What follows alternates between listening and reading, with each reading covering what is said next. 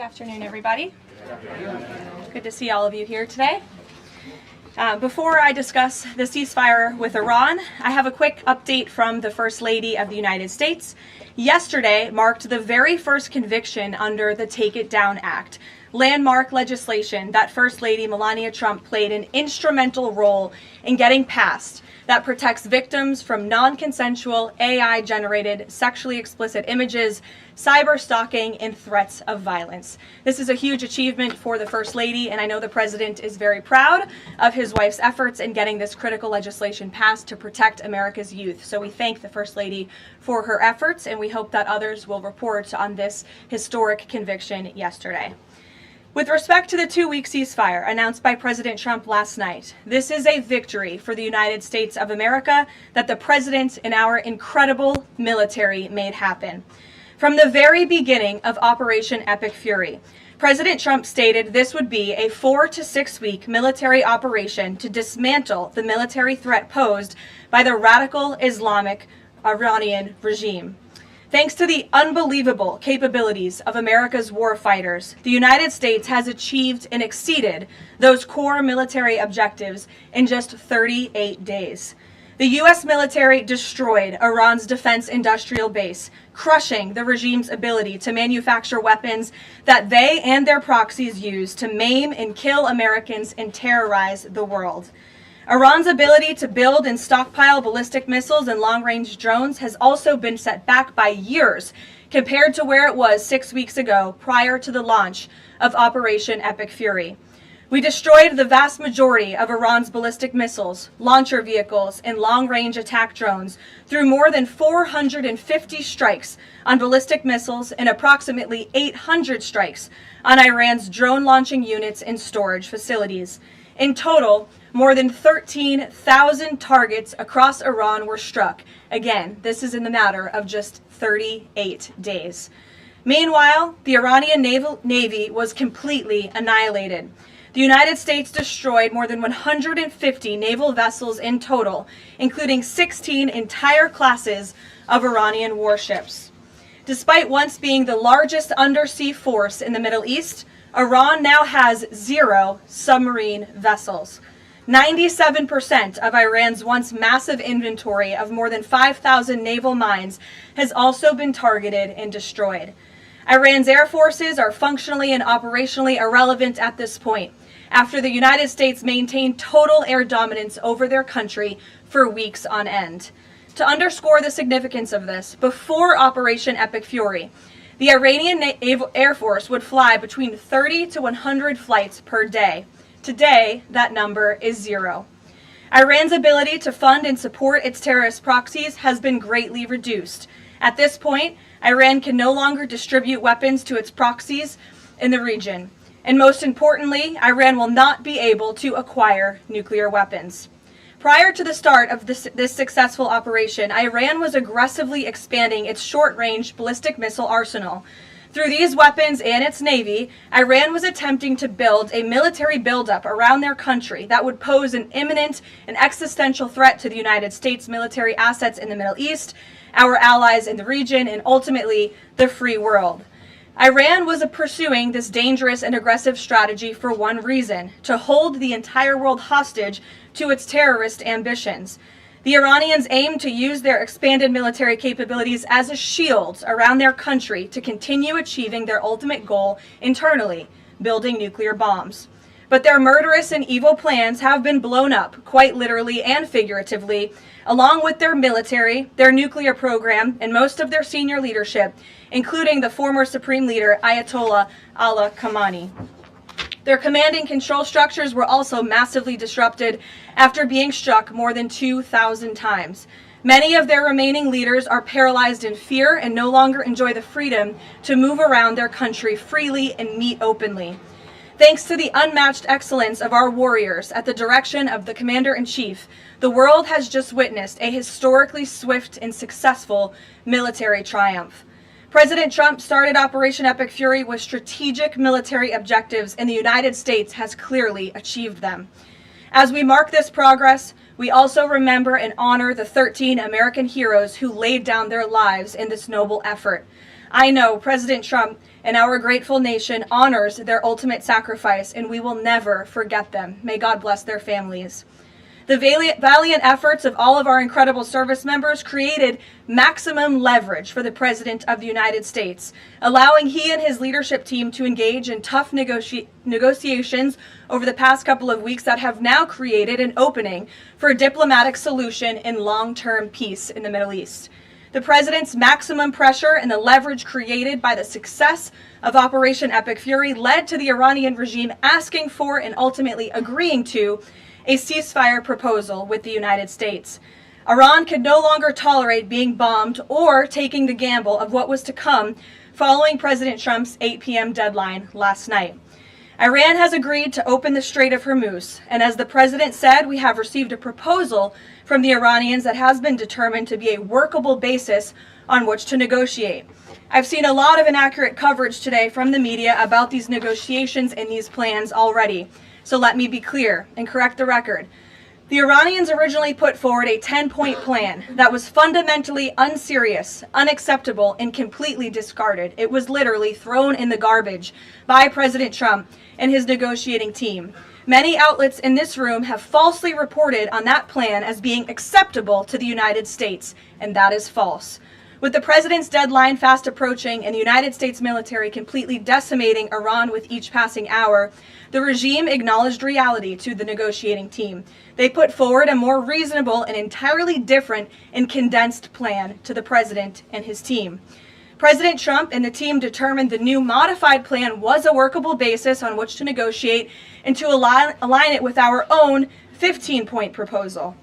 The President's red lines, namely the end of Iranian enrichment in Iran, have not changed. And the idea that President Trump would ever accept an Iranian wish list as a deal is completely absurd.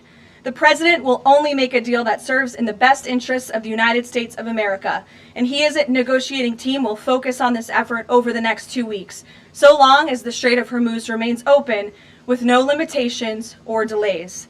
These extraordinarily sensitive and complex negotiations will take place behind closed doors over the course of the next 2 weeks. I would strongly advise the media against running with narratives that have no basis in fact. What Iran says publicly or feeds to all of you in the press is much different than what they communicate to the United States, the President, and his team privately. Never underestimate President Trump's ability to successfully advance America's interests and broker peace. President Trump has a proven track record of achieving good deals on behalf of the United States and the American people, and he will only accept one that puts America first. With that, I will take your questions today. I'm sure you have a lot of them. In our new media seat, we have Shane Harris with the AMAC Newsline. Shane, thank you for being here. Why don't you kick us off? Yeah, thanks for having me, Karoline. 2 questions for you. First, following the President's announcement of the ceasefire, if this is indeed the end of hostilities in Iran, what is the President's message to the American people about what was achieved for our country through Operation Epic Fury? Sure. I think I just laid out a significant portion of that in my opening remarks. 6 weeks ago, the President looked the American people in the eye directly, and he told them that he launched this operation to take out the imminent threat that was posed by Iran. And that threat has now been greatly destroyed. Their Navy, their missiles, their defense industrial base, and their desire and their plan to build a nuclear bomb inside their country is no longer going to be allowed, can no longer happen, thanks to the remarkable success of Operation Epic Fury over the course of the last 38 days. That has been absolutely achieved, and now we're moving into the next phase of this, which is a negotiating period to put some fine points on this and to hopefully broker an agreement that can achieve long-term peace in the Middle East. Yeah, and then second, what is the President's message to American seniors who have a much higher voter participation rate and they're likely to be a key swing vote in the midterm elections? Well, the President loves our seniors across the country, and as you know, the President signed the One Big Beautiful Bill, the Working Families Tax Cut last year, which greatly reduced taxes on Social Security for our seniors. In fact, thanks to the Working Families Tax Cut, nearly 90% of seniors will no longer pay tax on their Social Security. That's a huge win for our seniors and also for our middle class and working families across the country with the no tax on tips provision and the no tax on overtime. Next week is tax week. You'll hear a lot from the President about how his policies have benefited the American people, and I'm proud to report that the President will be traveling next week to the great states of Nevada and Arizona to tout this historic accomplishment over the course of the next week. Thank you for being here, Shane. Gabe. Thank you, Caroline. Iranian state media is saying that Iran has now closed off the Strait of Hormuz today in response to Israeli attacks on Lebanon. What's the White House response to that? And you just listed many military successes. I understand that. But strategically, how is the administration arguing that Iran does not have more economic leverage than it did before the start of the war? Sure. Well, with respect to the first reporting out of Iranian state media, the president was made aware of those reports before I came to the podium. That is completely unacceptable. And again, this is a case of what they're saying publicly is different privately. We have seen an uptick of traffic in the Strait today, and I will reiterate the president's expectation and demand that the Strait of Hormuz is reopened immediately, quickly and safely. That is his expectation. It has been relayed to him privately that is what's taking place, and these reports publicly are false. Caroline, the president yesterday threatened that a whole civilization would die if a ceasefire deal wasn't reached, understanding that Iranian leaders have previously said death to America. But why is it appropriate for the president of the United States to use that kind of language when talking about civilian targets? And was the president mocking Islam by signing off his True Social post over the weekend, praise be to Allah? Wouldn't that antagonize Muslim allies across the world? Well, I understand the questions about the president's rhetoric, but what the president cares most about is results. And in fact, his very tough rhetoric and his tough negotiating style is what has led to the result that you are all witnessing today. Iran publicly acknowledging last night that they have agreed or that they wanted this ceasefire with the United States because they no longer could tolerate being bombed by our very powerful and lethal military, and that they have committed to the reopening of the Strait of Hormuz, which the president will hold them accountable for, and it's something the administration is closely monitoring in real time. Danny. Should the world not take his word seriously?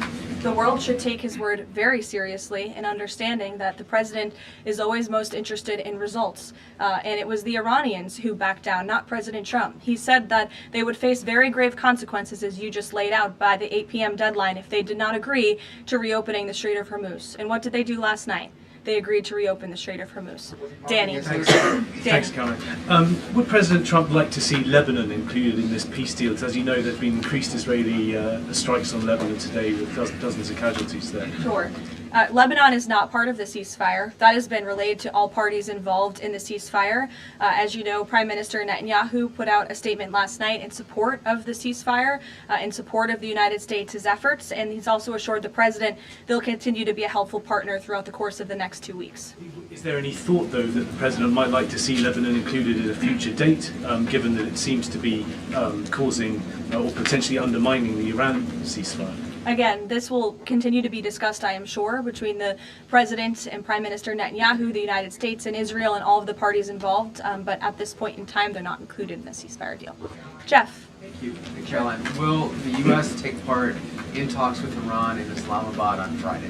I can announce that the President is dispatching his negotiating team, led by the Vice President of the United States, J.D. Vance, Special Envoy Witkoff, and Mr. Kushner to Islamabad for talks this weekend. The first round of those talks will take place on Saturday morning local time, and we look forward to those in-person meetings. What role does the President see for the U.S. in monitoring or helping with the Strait of Hormuz going forward? I think the President commented on that this morning. We're going to continue to monitor it very, very closely. We will be helpful in any way that we can, but we fully expect Iran to do this, and the President has made that quite clear as well. It's, again, as his statement said last night, the ceasefire is subject to the safe reopening of the Strait of Hormuz. Again, this was just determined last night. We understand things take time, but that's the President's expectation, and he will hold everyone to it. Sure, in the green blazer. Thank you, Caroline. Sure, and then in front of you. But Andrew, you can go ahead. All right. You're not wearing a green blazer. I am actually wearing a green blazer. It's a little brown to me, but go ahead. Fair enough. Regarding the president's rhetoric, when the U.S. invaded Iraq in 2003, George W. Bush said in a message to the Iraqi people that the military campaign was directed, quote, against the lawless men who rule your country and not against you. Yesterday, the president threatened to destroy Iran's civilization, the entire civilization. Not the Iranian government, but the Iranian civilization, the Iranian people. The U.S. has been a moral leader for most of its history by fighting wars against other governments, not against civilizations. How can the president claim that America can ever have the moral high ground if he's threatening to destroy civilizations and not casting wars as fights against other governments? Andrew, I think you should take a look at the actions of this president over the course of the past 6 weeks and the actions of our brave men and women in our United States military who have taken out essentially taken out the military of a rogue Islamic regime that has chanted death to America for 47 years, that has killed and maimed thousands of American soldiers over the course of the last 5 decades. The president absolutely has the moral high ground over the Iranian terrorist regime, and for you to even suggest otherwise is frankly insulting. With all due respect, Caroline, Go ahead. with all due respect, Go ahead. there is...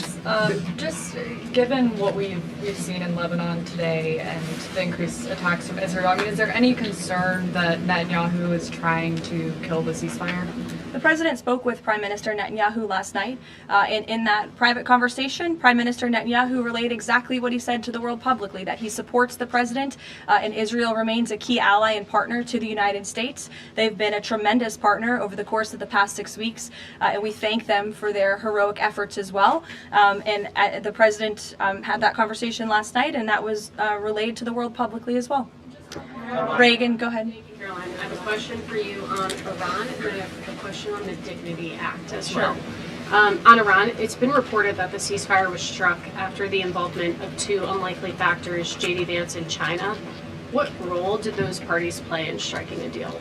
Well, Vice President Vance has played a very significant and a key role in this since the very beginning. Of course, he's the president's right-hand man. He is the Vice President of the United States. He's been involved in all of these discussions, and as I just announced, he'll be leading this new phase of negotiations in Islamabad later this week.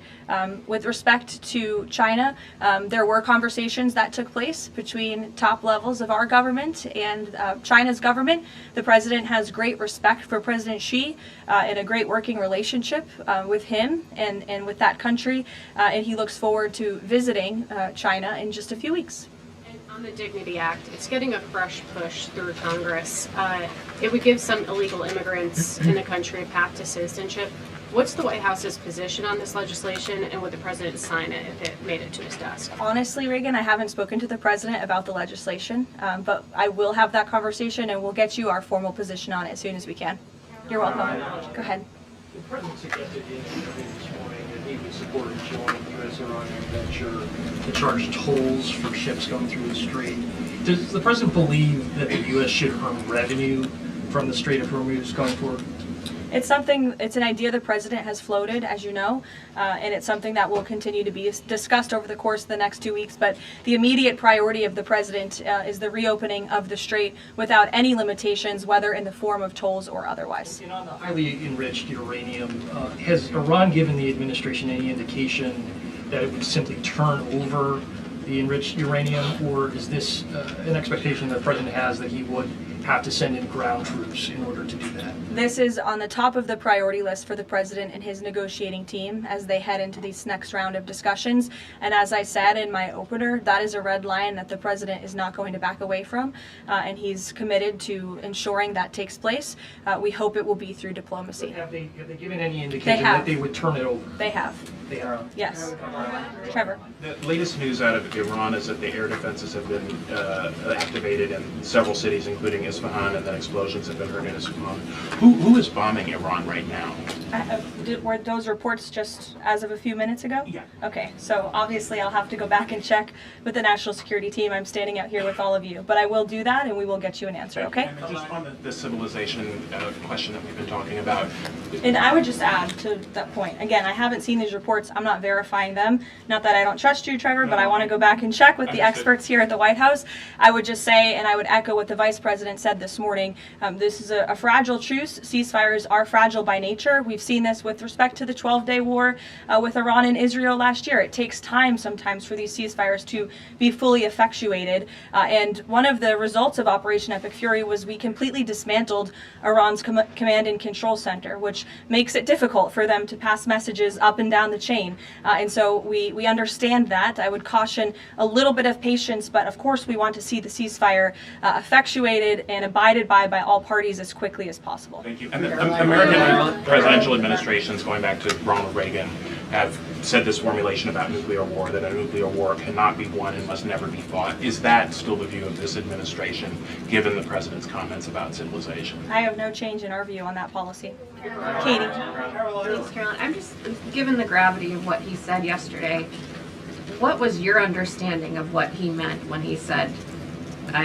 this civilization is going to be eliminated?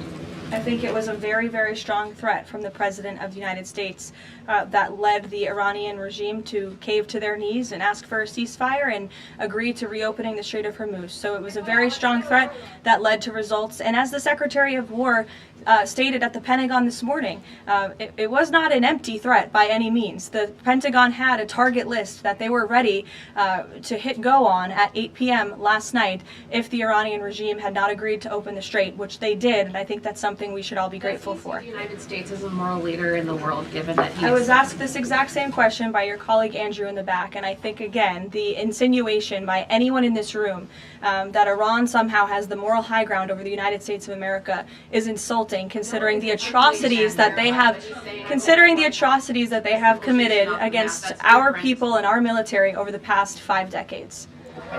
John, go ahead. Thanks a lot, Caroline. 2 questions for you. One has to do with a statement, a joint statement put out this morning by some of America's European allies, our NATO allies. And in that joint statement, they said regarding the Strait of Hormuz, our governments will contribute to ensuring freedom of navigation in the Strait of Hormuz. What's the administration's reaction to that joint statement? Does that smooth things over when the president meets with NATO Secretary General a little bit later this afternoon? I have a direct quote from the President of the United States on NATO, and I will share it with all of you. They were tested and they failed. And I would add, it's quite sad that NATO turned their backs on the American people over the course of the last 6 weeks when it's the American people who have been funding their defense. As you know, President Trump will be meeting with Secretary Ruta in a couple of hours here at the White House, and I know he looks forward to having a very frank and candid conversation with him. And then secondly, in regards to this conflict, 38 days, as you pointed out, President Trump has said that there's been regime change. Has that regime change led to more freedoms for the Iranian people? I think that's a question that's being asked a little bit too early, John, and we hope that is the case, but it's something that has yet to be seen. Eamon. Caroline, on this question of tolling by the Iranians in the Strait of Hormuz, I've heard you talk about a number of red lines that the president has in this negotiation, but I haven't heard you say that Iranian tolling in the Strait of Hormuz is a red line.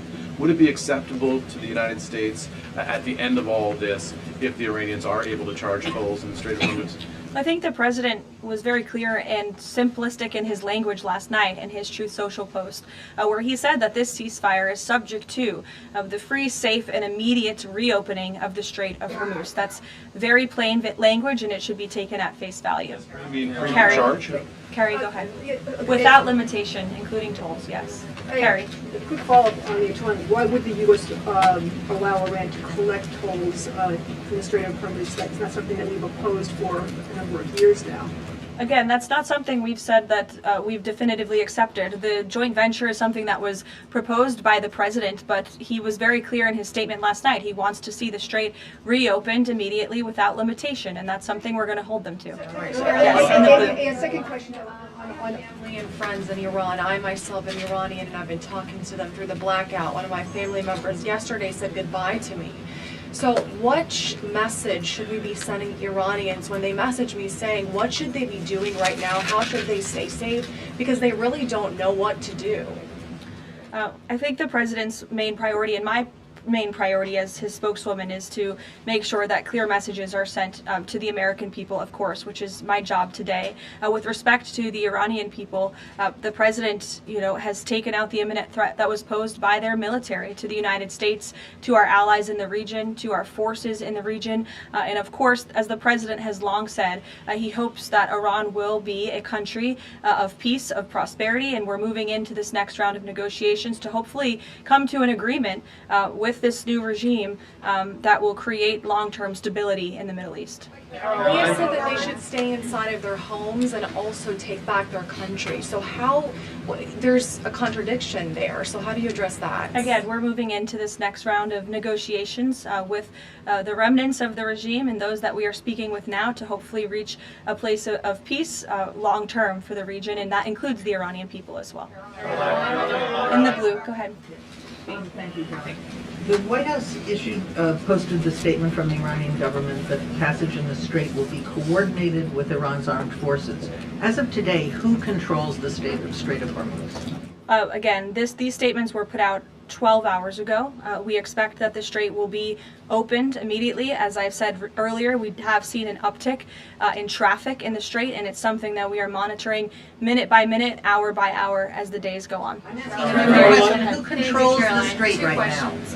One on the deportations of Iranian officials, and then on the negotiations. Are there still security concerns about Vice President Vance being part of these peace talks, Steve Witkoff, Jared Kushner?